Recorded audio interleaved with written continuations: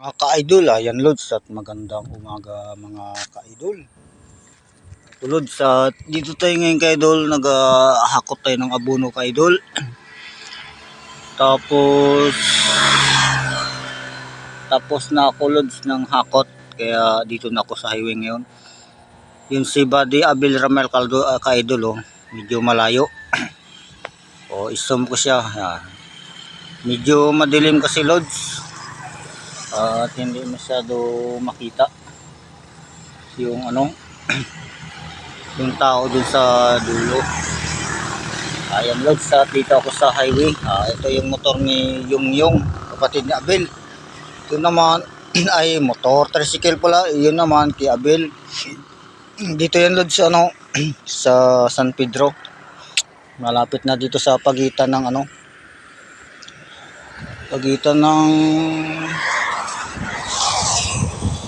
Mangat at San Pedro ka-idol. Dito ito banda Lods sa mga Tisnado ka-idol, bago sa mga Kilimente.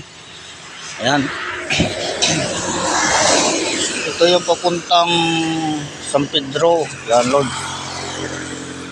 Ito naman ay papuntang Mangat. Ayan mga ka-idol. Ikot-ikot ko na ka-idol. Ayun naman ka-idol yung Kulili ka-idol.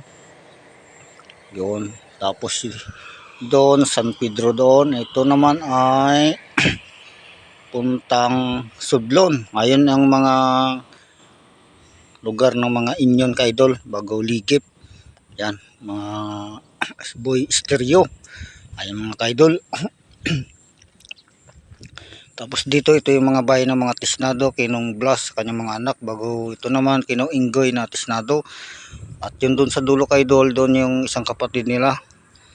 Tapos yun doon, yun na, puntang Mangat na yung ka-idol. Hindi ko na masyado kilala yung mga ibang tao, mga apelido doon ka-idol.